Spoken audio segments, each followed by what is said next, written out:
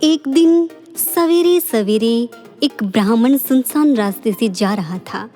उसके साथ एक बकरी भी थी। 3 ठगों की नज़र ब्राह्मण और उसकी बकरी पर पड़ी। एक ठग ने कहा, चाहता हूँ कि इस मोटी ताजी बकरी को किसी तरह हथिया लिया जाए। दूसरे ठग ने कहा, चलो हम बकरी छीनकर भाग चले, यह मोटू ब्राह्मण हमारा कुछ नहीं बिगाड़ पाएगा। तीसरे ठग ने कहा, नहीं, बकरी छीनकर भागने की कोई ज़रूरत नहीं, मैंने एक अच्छी तरकीब सोच ली। फिर उसने वह तरकीब अपने साथियों को बताई। दोनों ठगों ने अपनी साथी की योजना सुनी तो वो बहुत खुशी से उछल पड़े।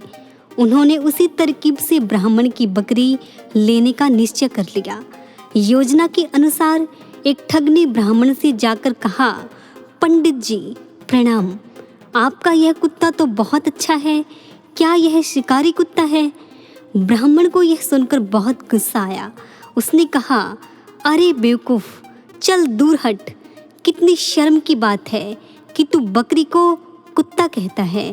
क्या आपके कहने पर इस कुत्ते को मैं बकरी कहूँ तो आप मुझे बुद्धिमान मानेंगे? हंसता हुआ वह ठग चला गया। थोड़ी देर के बाद दूसरा ठग ब्राह्मण के पास आया। उसने ब्राह्मण से कहा, प्रणाम पंडित जी, ताज्जुब है, आपके पास सवारी के लिए इतना मजबूत टट्टू है, फिर भी आप इसके साथ साथ पैदल जा रहे हैं। ब्राह्मण ने कहा, हे भगवान, अरे क्या तुम्हें यह बकरी टट्टू दिखाई दे रही है? ठग ने कहा, मैं तो समझ रहा था कि आप कोई विद्वान ब्राह्मण होंगे, पर आप तो सनकी लगते हैं। आपको तो टट्टू और बकरी में कोई फर्क ही नजर नहीं आता। यह कहते हुए वह ठग भी वहां से चलता बनता है। कुछ समय के बाद तीसरा ठग ब्राह्मण के पास आया। उसने कहा, पुरोहित जी प्रणाम, अरे आप इस गधे को कहाँ लेकर जा रहे हो? यह सुनकर ब्राह्मण चकरा गया। उसने कहा, यह गधा है? बिल्कुल गधा ही तो है, ठग ने दावे के साथ कहा। यह सुनकर ब्राह्मण घबरा गया।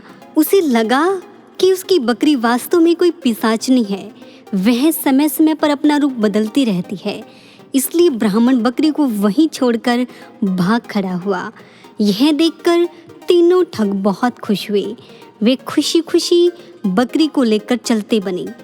दोस्तों, इस कहानी से हमें शिक्षा मिलती है कि लोगों की बातें सुनकर अपनी धारणा मत बदलो।